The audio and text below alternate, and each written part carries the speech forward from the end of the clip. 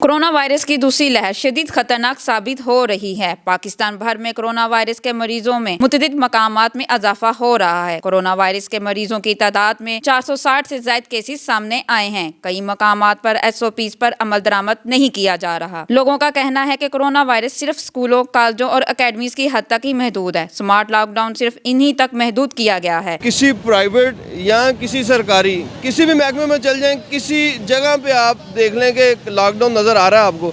Lockdown सिर्फ नाम का है, लॉकडाउन है नहीं। आ रहा कोरोना नजर ही नहीं आ रहा। तो मास्क तब यूज़ करें ना अगर कोई मसला हो। अगर किसी को मसला ही नहीं कोई नज़र आ रहा तो फिर क्यों मास्क यूज़ करेंगे।